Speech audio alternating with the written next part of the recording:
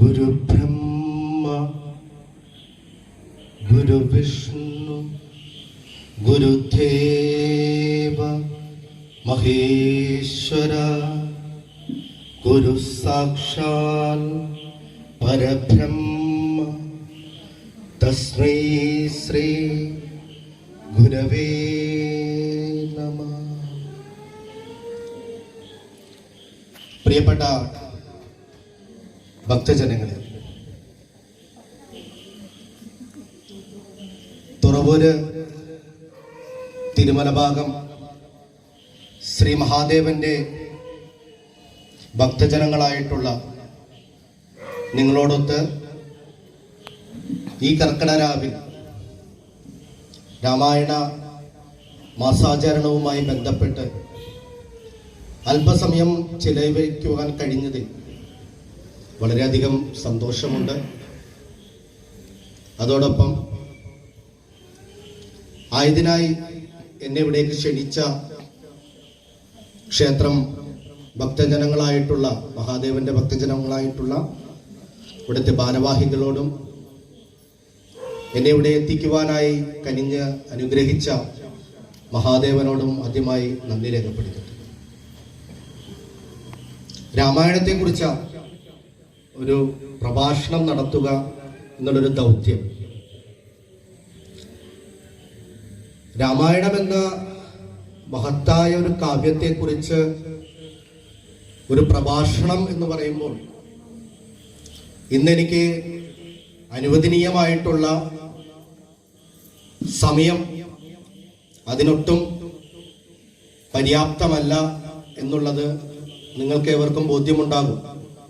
ഇവിടെ നേരത്തെ ആദരിക്കപ്പെട്ട ബഹുമാനായ സജി അവർകളായി കഴിഞ്ഞാലും ഒരു മാസം കൊണ്ട് പാരായണം ചെയ്തു തീർത്ത രാമായണം, അതിലെ കഥകളെക്കുറിച്ചും മറ്റുമൊക്കെ കുറച്ച് സമയം കൊണ്ട് വിവരിക്കുക എന്ന് പറയുമ്പോൾ സ്വല്പം ബുദ്ധിമുട്ടുള്ള കാര്യമാണ്.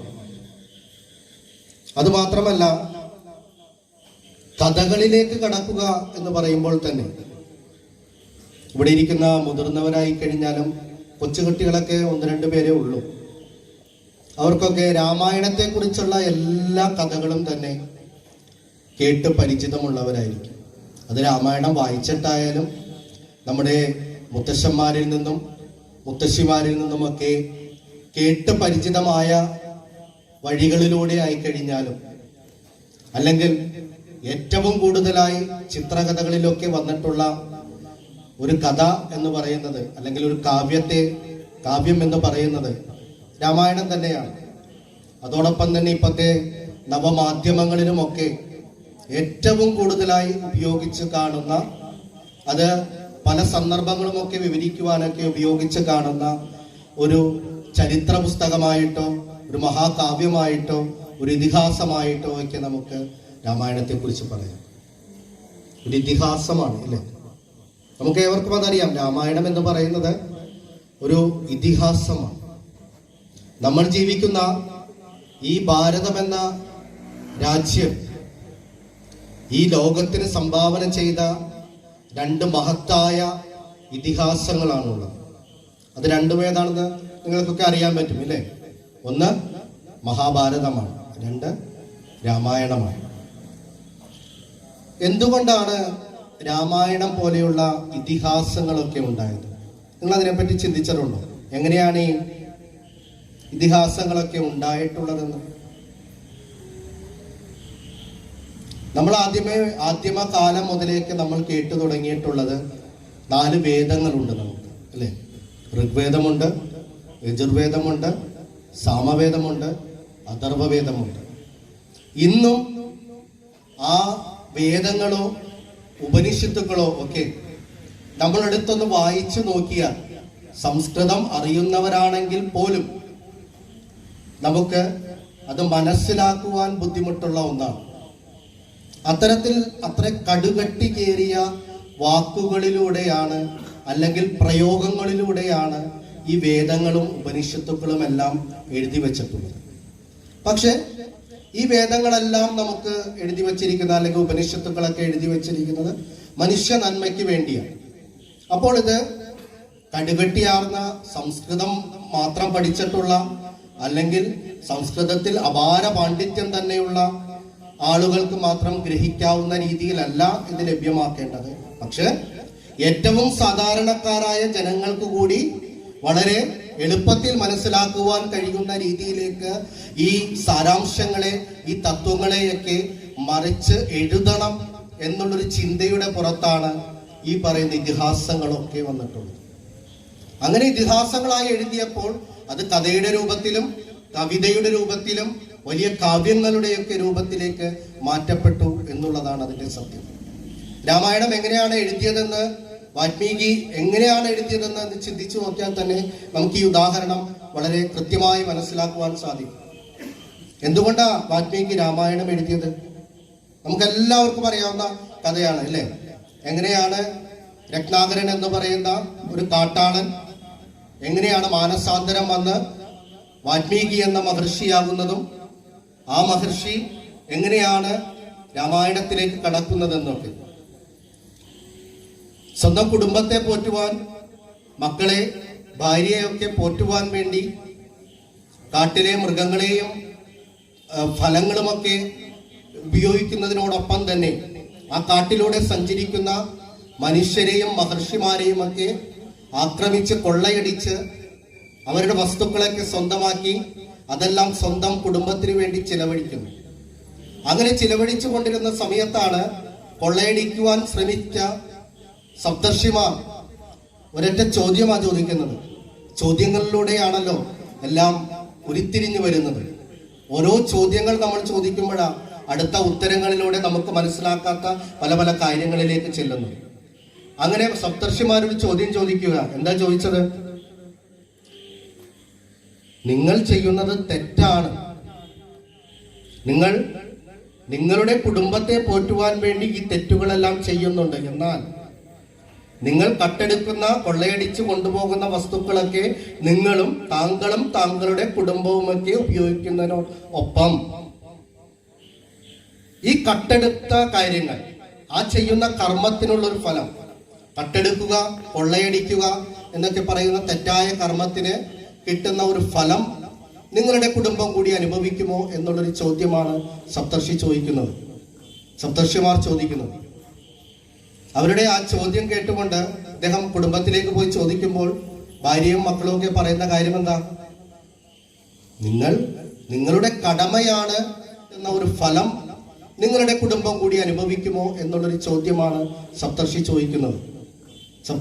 ചോദിക്കുന്നത്.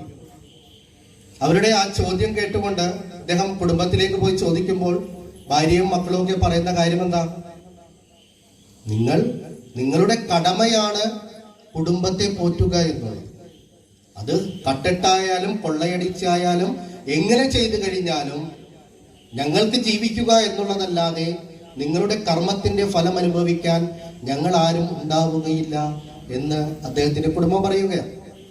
അങ്ങനെ പറഞ്ഞതിന്റെ അടിസ്ഥാനത്തിലാണ്, ഇതെല്ലാം നമുക്ക് അറിയാവുന്ന കഥയാണ്, ഞാൻ ഒരുപാടൊന്നും വിശദീകരിക്കേണ്ട ആവശ്യമില്ല. അങ്ങനെ പറഞ്ഞതിന്റെ അടിസ്ഥാനത്തിലാണ് അദ്ദേഹത്തിന് പിന്നീട് പശ്ചാത്താപം ഉണ്ടാവുകയും ആമരം ഈമരം എന്നൊക്കെ ജപിച്ച് രാമരാമയിലേക്കൊക്കെ എത്തുന്നത്. പിന്നീട് അദ്ദേഹം എങ്ങനെയാ രാമായണം എഴുതുന്ന കാര്യത്തിലേക്ക് എത്തിയത്? എങ്ങനെയാ? ഒരു വേടൻ പക്ഷിയെ അമ്പെയ്ത്ത് വീഴ്ത്തുന്നത് കണ്ടപ്പോൾ അതിലുണ്ടായ വിഷമത്തിൽ ആണ് അദ്ദേഹം എഴുതി തുടങ്ങുന്നത്. ആ കഥയിലേക്ക് ഞാൻ വരാം, ആ ഒരു ഭാഗത്തിലേക്കൊക്കെ സ്പർശിച്ചു വരാം.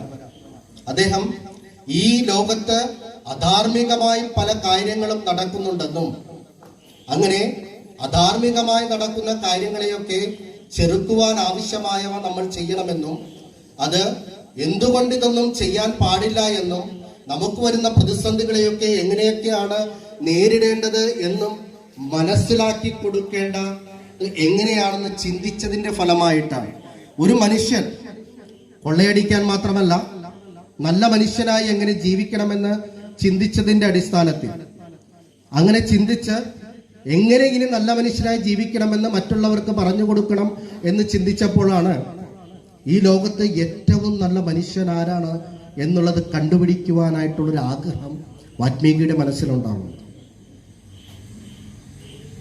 ഏറ്റവും ഉത്തമനായ, ഇതുവരെയും യാതൊരു തരത്തിലുള്ള തെറ്റുകളും ചെയ്യാത്ത ഒരു മനുഷ്യൻ ആരാണെന്ന് കണ്ടുപിടിക്കുവാനുള്ള തീക്ഷണമായ ഒരു ആഗ്രഹം അദ്ദേഹത്തിന് ഉണ്ടാവുകയും അതിന്റെ ശ്രമഫലമായിട്ടാണ് അദ്ദേഹം നാരദനോട് ഒരു ചോദ്യം ചോദിക്കുക.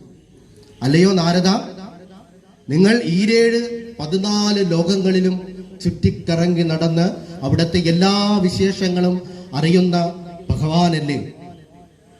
താങ്കൾക്കറിയുവാൻ സാധിക്കുമല്ലോ 14 ലോകങ്ങളിൽ ഏറ്റവും ഉത്തമനായിട്ട് ജീവിക്കുന്ന, യാതൊരു തരത്തിലും തെറ്റുകൾ ചെയ്യാതെ ജീവിക്കുന്ന ഒരു മനുഷ്യൻ ആരാണെന്ന് അങ്ങേക്ക് അറിയാൻ പറ്റുമല്ലോ എന്ന് ചോദിക്കുകയാണ്. അങ്ങനെ ചോദിക്കുമ്പോൾ നാരദൻ പറയുന്നു, ഒരു തെറ്റ് പോലും ചെയ്യാത്ത ഒരു മനുഷ്യനും ഈ ലോകത്ത് ഇല്ല എന്ന് പറഞ്ഞു കൊടുക്കുക. എന്നാൽ ഏറ്റവും നല്ല രീതിയിൽ ജീവിക്കുന്ന ഉത്തമമായ ഒരു മനുഷ്യനെ ഞാൻ കണ്ടിട്ടുണ്ട്. അത് അങ്ങ് ഭാരതദേശത്ത് അയോധ്യ എന്ന് പറയുന്ന രാജ്യത്ത് എന്ന ദേശത്ത് ദശരഥന്റെ പുത്രനായിട്ടുള്ള രാമനാണ് എന്നാണ് പറയുന്നത്. ശ്രീരാമനാണ് എന്നല്ല പറയുന്നത്, രാമനാണ് എന്നാണ് പറയുന്നത്. അതിന്റെ പ്രത്യേകത എന്താണെന്നുള്ളതിലേക്ക് ഞാൻ കടന്നു വരാം. അദ്ദേഹം പറയുന്നത്, ഏറ്റവും ഉത്തമനായിട്ടുള്ള മനുഷ്യനെ ഞാൻ കണ്ടിട്ടുള്ളത് അയോധ്യയിൽ ദശരഥപുത്രനായിട്ടുള്ള രാമനെയാണ് എന്നാണ് പറയുന്നത്. അങ്ങനെയാണ് ഈ രാമനെ കുറിച്ചുള്ള കഥകളൊക്കെ വാൽമീകിക്ക് പറഞ്ഞു കൊടുക്കുന്നതും അതോടൊപ്പം തന്നെ വാൽമീകി ഈ കഥയൊക്കെ എഴുതി വാൽമീകി രാമായണം എന്ന ഇതിഹാസത്തിലേക്ക്, ലോകത്ത് ആദ്യമായി എഴുതിയ ഏറ്റവും ബൃഹത്തായിട്ടുള്ളൊരു ആത്മീയ കാവ്യമാണ് രാമായണം എന്ന് പറയുന്നത്. രാമായണത്തിൽ 24,000 ശ്ലോകങ്ങളാണ് ഉള്ളത്. ഗായത്രി മന്ത്രം ഇവിടെ ഇരിക്കുന്ന എല്ലാവർക്കും അറിയാൻ പറ്റും അല്ലേ? കേട്ടിട്ടുണ്ടാവും, ദിവസമൊക്കെ അമ്പലത്തിൽ വരുന്നതാണ്. ഓം ഭൂർഭുവസ്വഹ എന്ന് തുടങ്ങുന്ന ഗായത്രി മന്ത്രമുണ്ട്. ആ ഗായത്രി മന്ത്രത്തിൽ എത്ര അക്ഷരങ്ങളാണ് ഉള്ളതെന്നറിയാം? ഗായത്രി മന്ത്രത്തിൽ 24 അക്ഷരങ്ങളാണ്. ആ 24 അക്ഷരങ്ങൾ ഉപയോഗിച്ചുകൊണ്ടാണ് 24,000 ശ്ലോകങ്ങൾ രാമായണത്തിൽ എഴുതിയിരിക്കുന്നത്. 24,000 ശ്ലോകങ്ങൾ എന്ന് പറയുമ്പോൾ ഓരോ 1000 അക്ഷരങ്ങൾ കഴിഞ്ഞ് ശ്ലോകങ്ങൾ കഴിഞ്ഞു കഴിയുമ്പോഴും അടുത്തത് തുടങ്ങുന്നത് ഗായത്രി മന്ത്രത്തിലെ ഓരോ വരികൾ, ഓരോ അക്ഷരങ്ങൾ ഉപയോഗിച്ചുകൊണ്ട് അത്രയേറെ വളരെ കൃത്യതയോടുകൂടി വളരെ ശ്രദ്ധാപൂർവം എഴുതിയിട്ടുള്ള ഒരു മഹാകാവ്യമാണ് രാമായണം. വാൽമീകി രാമായണം എന്ന് പറയുമ്പോൾ അതിൽ എത്ര കാണ്ഡങ്ങളാണ് ഉള്ളത്? ഇന്നിവിടെ രാമായണ സമർപ്പണമൊക്കെ കഴിഞ്ഞു ഇല്ലേ? ഉത്തരരാമായണത്തിലേക്ക് എത്തിച്ചേർന്ന് രാമനങ്ങ് പാലാഴിയിലൂടെ വിഷ്ണുവിന്റെ അടുത്തേക്ക് എത്തുന്നത് വരെയുള്ള ഭാഗങ്ങൾ ഇന്ന് വായിച്ചു തീർത്തിട്ടുണ്ടാവും. നമ്മളൊന്ന് മനസ്സിലാക്കേണ്ട കാര്യം, നമ്മളെല്ലാം ഇന്ന് വായിക്കുന്ന രാമായണം എന്ന് പറയുന്നത് ഏതാ? നമ്മുടെ മലയാളത്തിന്റെ പ്രിയങ്കരനായ മലയാള ഭാഷയുടെ പിതാവായിട്ടുള്ള തുഞ്ചത്ത് രാമാനുജൻ എഴുത്തച്ഛൻ എഴുതിയിട്ടുള്ള അധ്യാത്മ രാമായണമാണ് നമ്മൾ വായിക്കുന്നത്. എന്നാൽ അടിസ്ഥാനപരമായിട്ടുള്ള രാമായണം എന്ന് പറയുന്നത് സംസ്കൃതത്തിൽ എഴുതിയിട്ടുള്ള വാൽമീകി രാമായണമാണ്. അതിൽ 5 കാണ്ഡങ്ങളാണ് ഉള്ളത്. 5 കാണ്ഡങ്ങൾ: ബാല്യകാന്ഡം, അയോധ്യകാന്ഡം, ആരണ്യകാന്ഡം, കിഷ്കിന്ധാകാന്ഡം, യുദ്ധകാന്ഡം. യുദ്ധകാന്ഡത്തോടുകൂടി വാൽമീകി രാമായണമൊക്കെ അവസാനിക്കുകയാണ്. അതിനുശേഷം ചേർക്കപ്പെട്ടവയാണ് അധ്യാത്മ രാമായണത്തിൽ ഉൾപ്പെടെയൊക്കെ ചേർക്കപ്പെട്ടവയാണ് ഉത്തര രാമായണം എന്ന് വിളിപ്പേരുള്ള രാമന്റെ പട്ടാഭിഷേകം ഉൾപ്പെടെയുള്ള കാര്യങ്ങളൊക്കെ അതിനുശേഷം അതിലേക്ക് ചേർക്കപ്പെട്ടവയാണെന്ന് നമ്മൾ മനസ്സിലാക്കും. നമ്മൾ ഈ 2 രാമായണത്തെക്കുറിച്ച് ഒരുപാട് രാമായണം നിങ്ങളൊക്കെ കേട്ടിട്ടുണ്ടാവും. കൊങ്ങിണിയിൽ ഒരു രാമായണം ഏറ്റവും അടുത്ത് എഴുതിയിട്ടുണ്ട്, കൊങ്ങിണി ഭാഷയിൽ. കുളുമ്പ്യാം രാമായണം എന്ന് പറയുന്നതാണ് കൊങ്ങിണി ഭാഷയിൽ എഴുതിയിട്ടുണ്ട്, തർജ്ജമ ചെയ്തിട്ട് ഏറ്റവും അവസാനമായി എഴുതിയിട്ടുണ്ട്. തമിഴ് ഭാഷയിൽ എഴുതിയിട്ടുണ്ട്, തമിഴിൽ രാമായണം എഴുതിയിട്ടുണ്ട്, കന്നഡയിൽ എഴുതിയിട്ടുണ്ട്, അറബിയിൽ എഴുതിയിട്ടുണ്ട്. വിവിധങ്ങളായിട്ടുള്ള ഭാഷകളിൽ, ഭോജ്പുരി പോലെയുള്ള ചെറിയ ചെറിയ കൊച്ചു ഭാഷകളിൽ പോലും രാമായണം എഴുതിയിട്ടുണ്ട്. ഇന്ത്യക്ക് പുറത്തുള്ള പല രാജ്യങ്ങളിലും അവരുടേതായിട്ടുള്ള അറബി ഉൾപ്പെടെയുള്ള ഭാഷകളിലൊക്കെ രാമായണം എഴുതിയിട്ടുണ്ട്. പല പല വ്യത്യാസങ്ങളുണ്ട് പല പല രാമായണങ്ങളിലൊക്കെ. ചില രാമായണങ്ങളിൽ, ഇവിടെ രാമായണം വായിച്ചിട്ടുള്ളവർക്കൊക്കെ അറിയാൻ പറ്റും, രാമൻ സീതയുടെ സഹോദരനായി വരുന്ന രാമായണം പോലുമുണ്ട്.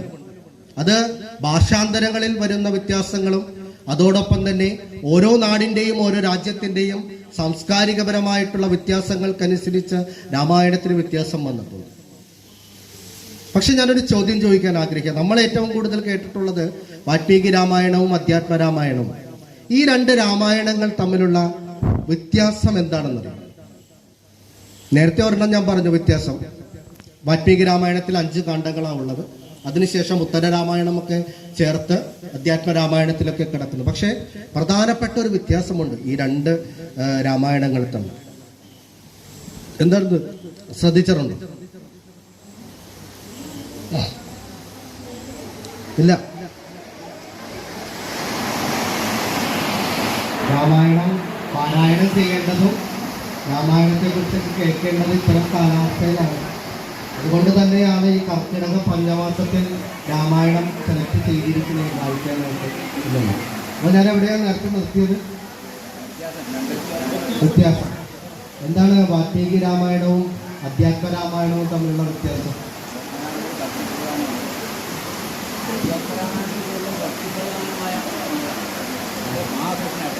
വളരെ കൃത്യമായിട്ടാണ് അദ്ദേഹം പറഞ്ഞത്.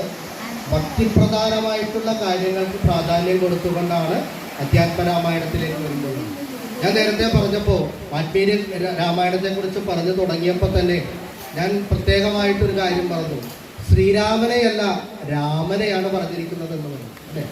വാൽമീകി രാമായണത്തിൽ പറയുന്നത് ഒരു പച്ചയായ മനുഷ്യനായിട്ടുള്ള രാമനെ കുറിച്ചാണ് പറയുന്നത്. സാധാരണക്കാരനായ ഒരു മനുഷ്യൻ എങ്ങനെയാണോ ജീവിക്കേണ്ടത് അതിനെപ്പറ്റി അദ്ദേഹം സ്വന്തം അച്ഛനോടും അമ്മയോടും സഹോദരങ്ങളോടും രാജാവായി വരുമ്പോഴൊക്കെ ജനങ്ങളോടുമൊക്കെ കാണിക്കേണ്ടുന്ന ഒരു മനുഷ്യനായിരുന്നു കൊണ്ട് കാണിക്കേണ്ട പെരുമാറേണ്ട രീതികളും പ്രതിസന്ധികളെ എങ്ങനെയാണ് നേരിടേണ്ടതും എന്തൊക്കെയാണ് വാൽമീകി രാമായണത്തിൽ പറഞ്ഞിരിക്കുന്നത്. പക്ഷെ അധ്യാത്മ രാമായണത്തിലേക്ക് എത്തിച്ചേരുമ്പോൾ അതിൽ സ്വല്പം ഒരു വിഷ്ണുവിന്റെ അംശം കൂടി ചേർക്കുക. എന്താ പറയുന്നത്? മഹാവിഷ്ണുവിന്റെ അവതാരമാണ് രാമൻ. അത് രാമനിൽ നിന്ന് മാറി ശ്രീരാമചന്ദ്ര മഹാദേവനായി മാറുകയാണ്. അതാണ് അദ്ദേഹം നേരത്തെ സൂചിപ്പിച്ചത്. ഭക്തിപരമായിട്ടുള്ള കാര്യങ്ങളിലേക്ക് കൂടുതൽ അത് കാലാനുസൃതമായി വന്ന മാറ്റമാണ്.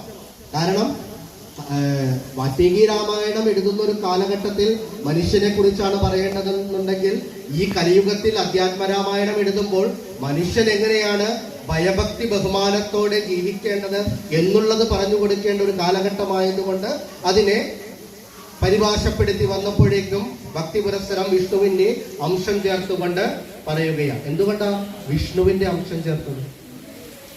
അതിന് വല്ല പ്രത്യേകതയുണ്ട്. മഹാവിഷ്ണുവിന്റെ പല പല അവതാരങ്ങളെല്ലാം പറയുന്നത് മഹാവിഷ്ണുവിലൂടെ. എന്തുകൊണ്ടാണ് നമ്മൾ മഹാവിഷ്ണുവിന്റെ അവതാരങ്ങളായി എല്ലാം പറയുന്നത്?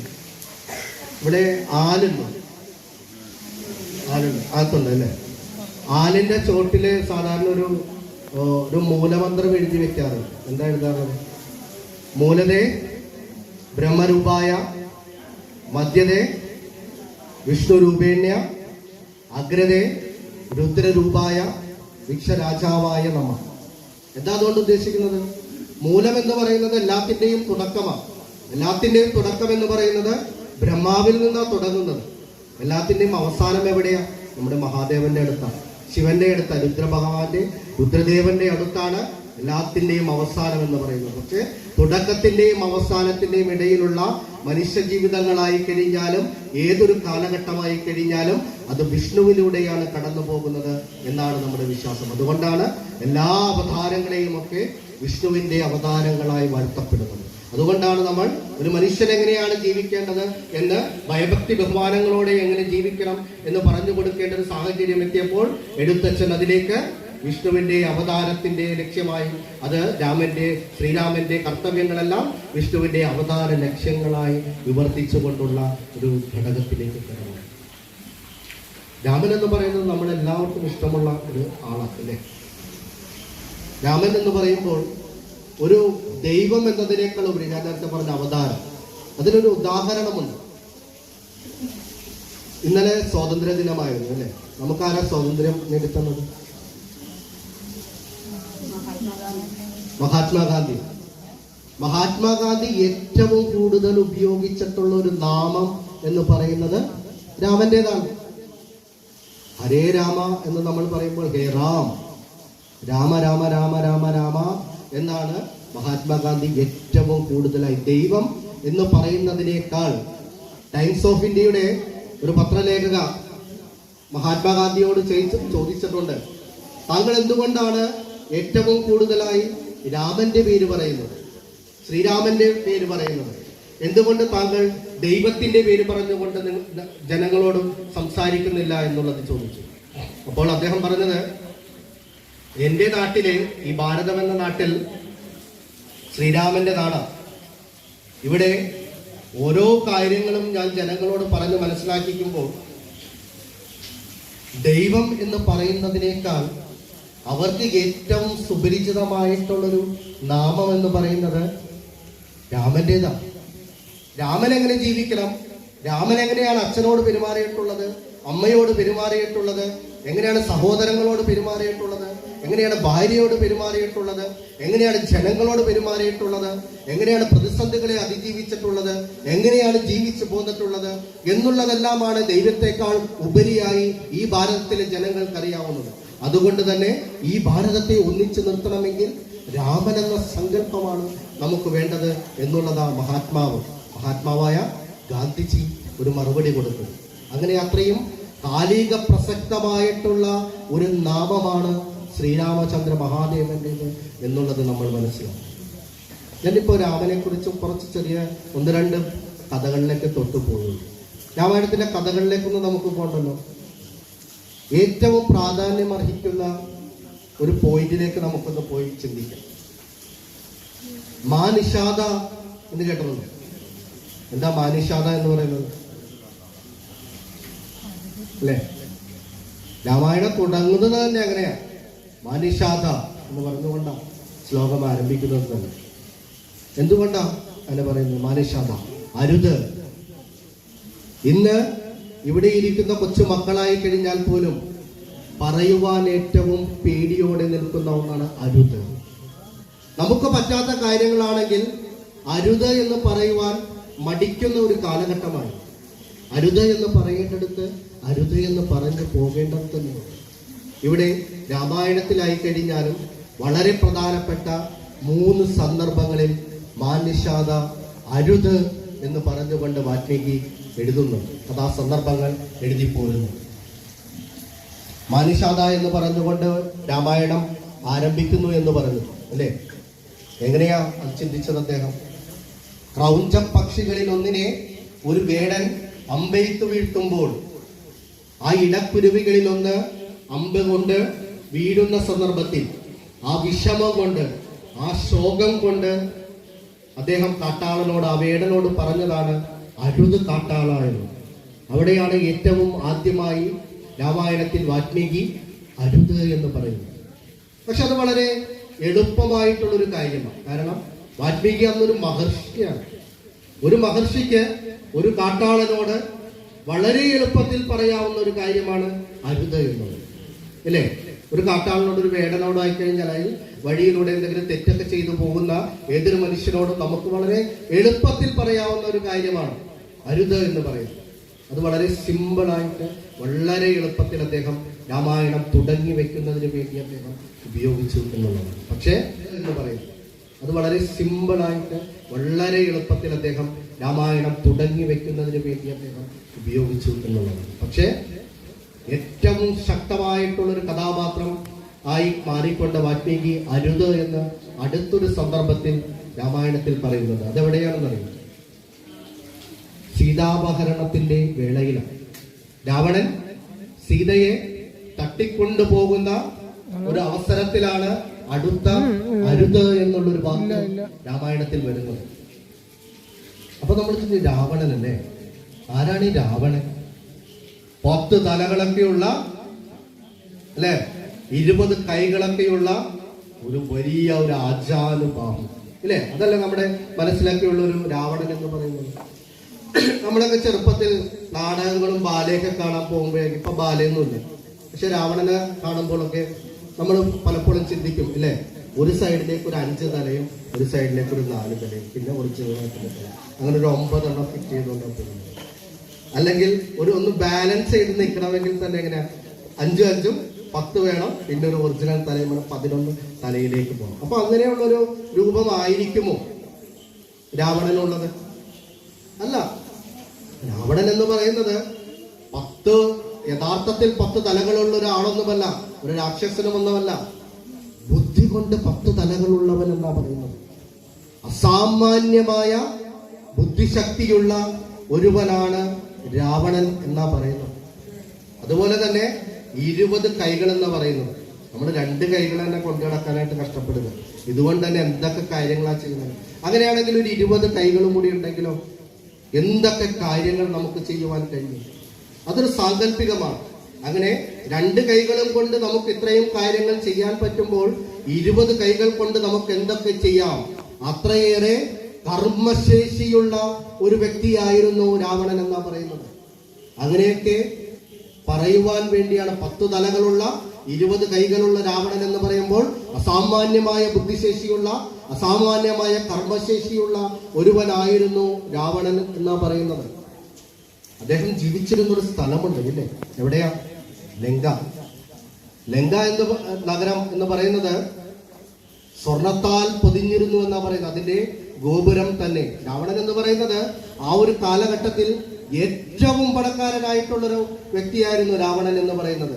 അതുകൊണ്ട് തന്നെ ആ ലങ്കയുടെ ഗോപുരം തന്നെ സ്വർണത്താൽ തീർത്തിരുന്നു എന്ന് പറയുന്നത്. അദ്ദേഹം ഭക്ഷണം കഴിച്ചിരുന്നത് പോലും സ്വർണത്തിന്റെ തളികയിലായിരുന്നു എന്നാ പറയുന്നത്. ഏറ്റവും വിശിഷ്ടമായിട്ടുള്ളൊരു ഭോജ്യം ഭക്ഷണം എന്തായിരുന്നു രാവണന്റെ എന്നറിയോ? ഈ ക്ഷേത്രനടയിൽ ഇരുന്നുകൊണ്ട് പറയാമോ എന്നെനിക്കറിയില്ല. എന്നാൽ പോലും അത് നമ്മുടെ അറിവിലേക്കായിട്ട് ഞാൻ പറയുകയാണ്. പന്നിയുടെ മാംസവും പരിപ്പും തൈരും സമാസമം ചേർത്തുണ്ടാക്കുന്ന അതിവിശിഷ്ടമായിട്ടുള്ളൊരു ഭോജ്യമാണ് രാവണന്റെ ഏറ്റവും പ്രിയപ്പെട്ട ഭക്ഷണം എന്ന് പറയുന്നത്.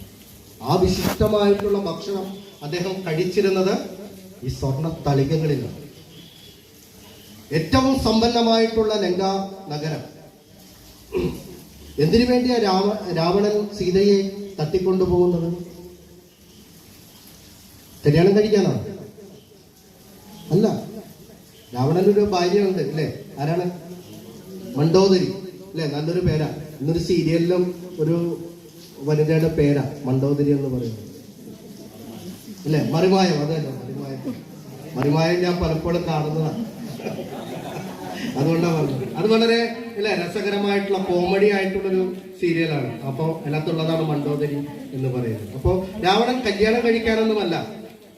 രാവണൻ ഏറ്റവും മനോഹരമായി സ്വർണത്താൽ നിർമ്മിച്ചിരിക്കുന്ന ലങ്ക എന്ന നഗരത്തിന് അനുഗ്രഹമായി വരുവാൻ, അല്ലെങ്കിൽ ഭംഗിയാർന്ന ഒരു യുവാവിനോ യുവതിക്കോ ഒരു പൊട്ടുകുത്തുന്നത് പോലെ ആ നഗരത്തിന് തിലകക്കുറിയായി മാറുവാൻ കഴിയുന്ന രീതിയിൽ അസാമാന്യമായിട്ടുള്ള ഒരു ഭയങ്കരമായിട്ടുള്ള ഭംഗിയുള്ള ഒരു വനിതയെ, ആ ഒരു സ്ത്രീയെ ആ പട്ടണത്തിന്റെ തിലകക്കുറിയായി മാറ്റുവാനാണ് അദ്ദേഹം കൊണ്ടുപോയത്. എന്തുകൊണ്ടാണ് അദ്ദേഹം കട്ടുകൊണ്ടുപോയത്? അതിന് കാരണമായിട്ടുള്ളത് ആരാണെന്നറിയും? ഞാൻ നേരത്തെ പറഞ്ഞു, രാവണന് 10 തലയുടെ ബുദ്ധിയാണ്, കർമ്മശേഷിയൊക്കെയാണ്. പക്ഷേ ഞാൻ കഴിഞ്ഞ ദിവസം ഒരു പ്രസംഗത്തില് ഡോക്ടർ കെ എസ് രാധാകൃഷ്ണന്റെ ഒരു പ്രസംഗം കേട്ടപ്പോൾ, അദ്ദേഹം ഈ അധ്യാപകനാണ്, അറിയാലോ ഡോക്ടർ കെ എസ് രാധാകൃഷ്ണൻ. അദ്ദേഹം PSCയുടെ ചെയർമാനായിട്ടായിരുന്നു, സർവകലാശാല VC ഒക്കെ ആയിരുന്നു. അദ്ദേഹത്തിന്റെ ഒരു പ്രസംഗത്തിൽ അദ്ദേഹം പറഞ്ഞു, അധ്യാപകനായിരുന്നത് കൊണ്ട് ഒരു വിദ്യാർത്ഥിയെ ഉപദേശിക്കുവാനായിട്ട് രക്ഷിതാവ് കൊണ്ടുവന്നാക്കിയെന്നാണ്. അപ്പോൾ പറഞ്ഞപ്പോൾ 1-2 കുറവുകൾ അവനുണ്ട്, അതൊന്ന് പറഞ്ഞ് ശരിയാക്കണമെന്ന്.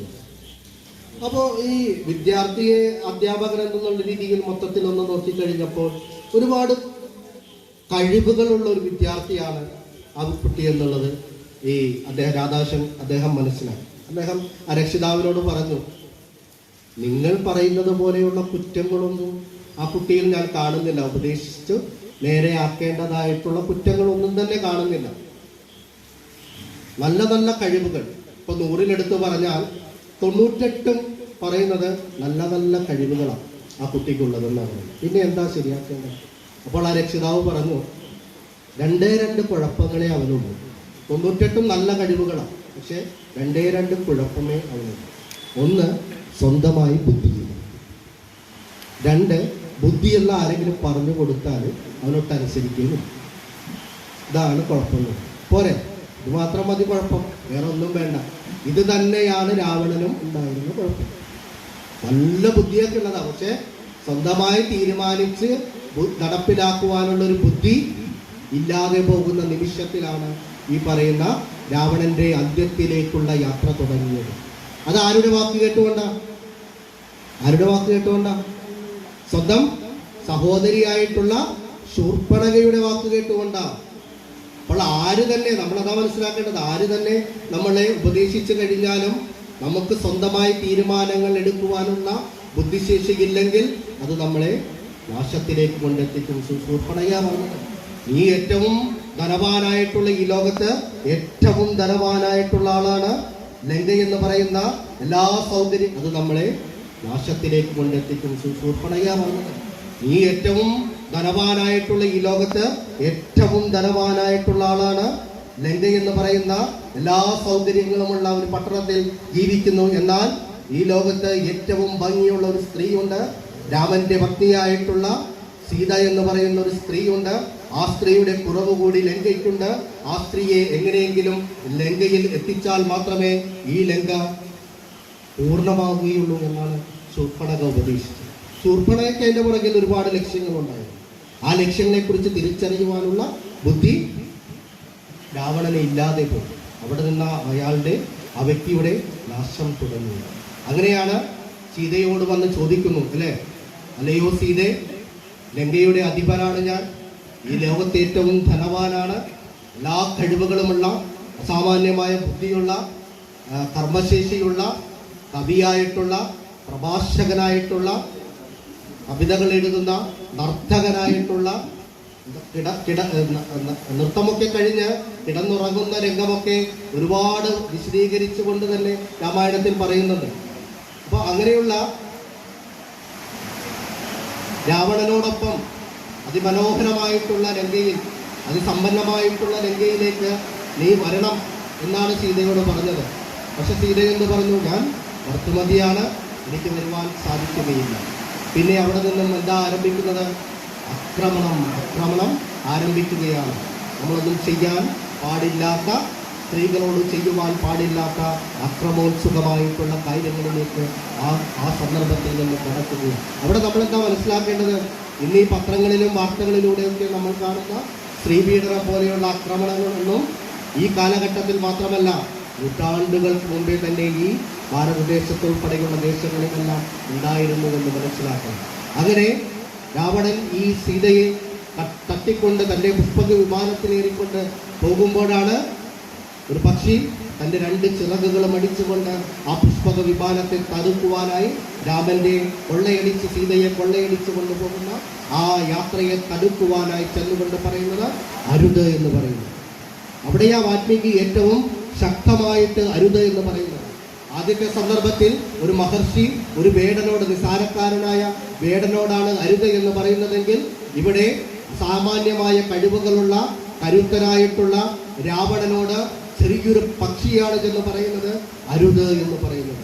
അവിടെ നിന്ന് നമ്മൾ മനസ്സിലാക്കേണ്ടത്, എത്ര ശക്തരായിട്ടുള്ള വ്യക്തികളായി കഴിഞ്ഞാലും തെറ്റായിട്ടുള്ളവയൊക്കെ നമ്മുടെ മുൻപിൽ കാണുന്നുവെങ്കിൽ അവിടെ മുൻപിൽ ചെന്ന് നിന്നുകൊണ്ട് നിങ്ങൾ ചെയ്യുന്നത് തെറ്റാണെന്നും അരുത് എന്ന് പറയുവാനുള്ള ശക്തി നിങ്ങൾക്കുണ്ടാകണം എന്നുള്ളതാണ് ആ ഒരു കഥാസന്ദർഭത്തിലൂടെ വാൽമീകി നമ്മളോടൊക്കെ പറഞ്ഞു വയ്ക്കുവാൻ ശ്രമിക്കുന്നത്. പിന്നെ അടുത്തൊരു അരുത് എന്ന് പറയുന്നത് ഏതൊരു സന്ദർഭത്തിലേക്കാണ് പറയുന്നത് അറിയോ? എവിടെയാണ്, ആരോടാ പറയുന്നതെന്നറിയോ? നമ്മൾ ഇത്രയും നേരം പുകഴ്ത്തി പറഞ്ഞ ധർമ്മിഷ്ഠനായ ശ്രീരാമചന്ദ്ര മഹാദേവനോടാണ് വാൽമീകി പറയുന്നത് അരുത് എന്ന്. എപ്പോഴാണ് അത് പറയുന്നത്? യുദ്ധമൊക്കെ കഴിഞ്ഞ് മറ്റുള്ളവരുടെ വാക്കുകേട്ട്, അവിടെയും അതാ നമ്മൾ ശ്രദ്ധിക്കേണ്ട ഒരു കാര്യം, കൂടെ നിൽക്കുന്നവരുടെ വാക്കുകൾ കേട്ടുകൊണ്ട് സ്വന്തം ഭാര്യയെപ്പോലും സംശയിച്ചുകൊണ്ട്, സ്വന്തം ഭാര്യയുടെ പാതിവൃത്യത്തെ സംശയിച്ചുകൊണ്ട് നിന്ന് ആ കാട്ടിൽ ഭാര്യയെയും മക്കളെയും ഉപേക്ഷിച്ചു പോകുന്ന സന്ദർഭത്തിലാണ് വാൽമീകി പറയുന്നത് അരുത് രാമ എന്ന് പറയുന്നത്. അതാണ് മൂന്നാമത്തെ കഥാസന്ദർഭം എന്ന് പറയുന്നത്. എത്ര നല്ല വ്യക്തിയായി കഴിഞ്ഞാലും തൻ്റെ ബുദ്ധിശേഷിയിൽ നിന്ന് മാറി തങ്ങളുടെ പ്രജകളെന്ന് പറയും, അല്ലെങ്കിൽ കൂടെ നിൽക്കുന്നവരെന്ന് പറയും എന്ന് മാത്രം ചിന്തിച്ചുകൊണ്ട് ഒരു സ്ത്രീയെയും കുട്ടികളെയും ഒക്കെ കാട്ടിൽ ഉപേക്ഷിച്ച് പോരാൻ പോകുന്ന ധർമ്മിഷ്ഠനായ ഏറ്റവും ധർമ്മപുത്രനായിട്ടുള്ള രാമനോട്, ശ്രീരാമചന്ദ്ര മഹാദേവനോട് വാൽമീകി പറയുകയാണ് അരുത് ശ്രീരാമ എന്നുള്ളത് പറയുന്നത്. ആ മൂന്ന് കഥാസന്ദർഭങ്ങളിലാണ് ഏറ്റവും ശക്തമായിട്ട് മാനിഷാദ എന്ന് നമ്മൾ പറയുന്നത്, അരുത് എന്ന് പറയുന്നത്. അതാണ് നമ്മൾ മനസ്സിലാക്കേണ്ടത്. ഒരുപാട് കഥകളിലേക്കൊന്നുമല്ല രാമായണത്തിൻ്റെ ഇതിവൃത്തം പറഞ്ഞു പോകുമ്പോൾ, ഒരുപാട് കഥകളിലേക്കൊന്നും പറഞ്ഞുകൊണ്ടല്ല നമ്മൾ പോകേണ്ടത്. നമ്മുടെ ബുദ്ധിശക്തിയെയും നമ്മുടെ കർമ്മശേഷിയെയും എല്ലാം ഏറ്റവും ഫലപ്രദമായി ഉപയോഗിക്കുവാൻ കഴിയുന്ന രീതിയിലേക്ക് നമ്മുടെ അറിവിനെ വർദ്ധിപ്പിക്കുക എന്നുള്ളതാണ്. ഈ രാമായണമൊക്കെ ഉണ്ടാകാൻ പോകുന്ന ഈ അരണ്യകാണ്ഡത്തിലേക്ക്, അയോധ്യാകാണ്ഡത്തിൽ നിന്ന് അരണ്യകാണ്ഡത്തിലേക്കൊക്കെ കടക്കുവാൻ പോകുന്ന തീരുമാനങ്ങളും ഒക്കെ തന്നെ ഉണ്ടായത് ഇത്തരത്തിലാണ്. എങ്ങനെയാ രാമൻ കാട്ടിലേക്ക് പോകുന്ന സാഹചര്യത്തിലേക്ക് വന്നത്? മന്ദരയാ അല്ലേ? മന്ദരയാണ് പോയി എല്ലാ കുത്തിത്തിരിപ്പും അല്ലേ? നമുക്ക് ഇപ്പോൾ ഒരു 8:30 മുതൽ 10:30 വരെ ടി വി തുറന്നു വെച്ച് കഴിഞ്ഞാൽ നമുക്ക് ഈ പണ്ടത്തെ മന്ദരയുടെ സ്വഭാവം കാണാൻ പറ്റും. ഞാനെപ്പോഴും എൻ്റെ അമ്മേനെ കുറ്റം പറയും. 10:30 വരെ, പിന്നെ ഒരുപാടൊന്നും പറഞ്ഞിട്ട് കാര്യമില്ല, പ്രായമായവരാണ്. ഒരു 8:30 മുതൽ 10:30 വരെ ഇത് തന്നെയാണ് പറഞ്ഞുകൊണ്ടിരിക്കുന്നത്. മന്ത്രിയുടെ കാര്യങ്ങൾ എല്ലാം കുത്തിത്തിരിപ്പ് പരിപാടികളാക്കുന്നത്. അതോടൊപ്പം തന്നെ നമ്മൾ മനസ്സിലാക്കേണ്ട മറ്റൊരു വസ്തുതയുണ്ട്. ഈ സീരിയലുകളിലെല്ലാം ഉപയോഗിക്കുന്ന പേരുകൾ ശ്രദ്ധിച്ചിട്ടുണ്ട്. അത് സ്വല്പം ഒരു വർഗീയത ഉണ്ടെങ്കിൽ പോലും നിങ്ങളത് ശ്രദ്ധിക്കേണ്ട വസ്തുതയാണ്. ഈ സീരിയലുകളിലൊക്കെ ഉപയോഗിക്കുന്ന പേരുകൾ ഹിന്ദു പേരുകൾ ശ്രദ്ധിച്ചിട്ടുണ്ടോ? ഞാനൊരു BJP-കാരനോ RSS-കാരനോ ഒന്നും അല്ലല്ലോ, അത്തരത്തിൽ പറയാൻ വേണ്ടിയല്ല. പക്ഷെ നമ്മൾ ശ്രദ്ധിക്കേണ്ട വസ്തുതകളാണ് അതൊക്കെ, നമ്മൾ ചിന്തിക്കേണ്ട വസ്തു. എന്തുകൊണ്ടാണ് ഏറ്റവും കൂടുതലായി ഈ പറയുന്ന കുത്തിത്തിരിപ്പ് സീരിയലുകളിൽ എല്ലാം തന്നെ ഹിന്ദു നാമധേയങ്ങൾ വരുന്നത്? അത് മന്ദരയിലും കൈകേയിയിൽ നിന്നുമൊക്കെ തുടങ്ങിയിട്ടുള്ള കഥകളൊക്കെ നമ്മൾ പറഞ്ഞു വരുന്നത് കൊണ്ടാണ്. അപ്പോൾ നമ്മൾ മനസ്സിലാക്കേണ്ടത് ഇത്തരത്തിലുള്ള പ്രവണതകൾ കൊണ്ട് നമുക്ക് നഷ്ടങ്ങൾ മാത്രമേ സംഭവിക്കാനുള്ളൂ എന്നുള്ളൊരു തത്വം നമ്മൾ മനസ്സിലാക്കുക. ഒരുപാട് ദീർഘിപ്പിക്കുവാൻ ഞാൻ ആഗ്രഹിക്കുന്നില്ല. ഒരു സമയം കഴിഞ്ഞാൽ ഒരു മനുഷ്യൻ്റെ സാമാന്യ ബുദ്ധിക്ക് തലയിലേക്ക് കയറുവാൻ പറ്റുന്നൊരു സമയം എന്ന് പറയുന്നത് 20-25 മിനിറ്റ് അല്ലേ? ഇവിടെ അധ്യാപകരൊക്കെ ആയിട്ടുള്ളവരുണ്ടെങ്കിൽ അവർക്കൊക്കെ അറിയുവാൻ സാധിക്കും. ഇത് അതിലും കഴിഞ്ഞ ഒരു 45 മിനിറ്റ് വരെയും എടുക്കാമെന്നാണ് സന്തോഷേട്ടൻ ഉൾപ്പെടെയുള്ളവർ എന്നോട് പറഞ്ഞത്. 45 മിനിറ്റിലേക്ക് എത്തിയിട്ടുണ്ട് വളരെ കൃത്യമായിട്ടും. അപ്പോൾ രാമായണത്തിൻ്റെ ഏറ്റവും പ്രധാനപ്പെട്ട മുഹൂർത്തങ്ങൾ കൈകാര്യം ചെയ്യുന്ന ഒരു വാക്യം നമ്മളിന്ന് പഠിച്ചു എന്ന് ഞാൻ വിശ്വസിച്ചുകൊള്ളട്ടെ. നിങ്ങൾക്കെല്ലാം മനസ്സിലായിട്ടുണ്ട് എന്നുള്ളത് അല്ലേ? മാനിഷാദ എന്ന് പറയുന്ന ഒരു കാര്യമാണ് ഏറ്റവും കൂടുതലായി മഹാഭാരതത്തിൽ ഉൾപ്പെടെ രാമായണത്തിലേക്കുമൊക്കെ എത്തിച്ചേരുമ്പോൾ ഈ രാജ്യത്തിന്, ഈ ലോകത്തിന് തന്നെ സംഭാവന ചെയ്ത ഇതിഹാസങ്ങളിൽ ഒന്നായ രാമായണത്തിലൂടെ എല്ലാം പറഞ്ഞു വെച്ചതും ഇന്നത്തെ കാലിക പ്രസക്തമായി തന്നെ നമ്മുടെ മഹാത്മാവായ ഗാന്ധിജി ഉൾപ്പെടെ ഉള്ളവരൊക്കെ ഉപയോഗിച്ച ആ രാമന്റെ നാമധേയം ഉൾക്കൊണ്ടുകൊണ്ട്, ആ രാമകഥകൾ ഉൾക്കൊണ്ടുകൊണ്ട് കർമ്മശേഷിയിൽ രാവണനെ പോലെയും ബുദ്ധിശേഷിയിലും രാവണനെ പോലെയും ഒക്കെ ആയിരിക്കാൻ എന്നും പ്രാർത്ഥനയോടെ കൂടെ ഇരിക്കുന്ന ആളാണ് ഞാൻ. പക്ഷേ ഒരിക്കൽ പോലും ശൂർപ്പണയുടെ വാക്കുകൾ കേൾക്കല്ലേ എന്ന് പ്രാർത്ഥിക്കുന്ന ഒരുവനായി കൂടി നമുക്കെല്ലാവർക്കും ജീവിക്കാമെന്ന് പ്രാർത്ഥിച്ചുകൊണ്ട് ഞാൻ എൻ്റെ വാക്കുകൾ ചുരുക്കുകയാണ്. നന്ദി, നമസ്കാരം.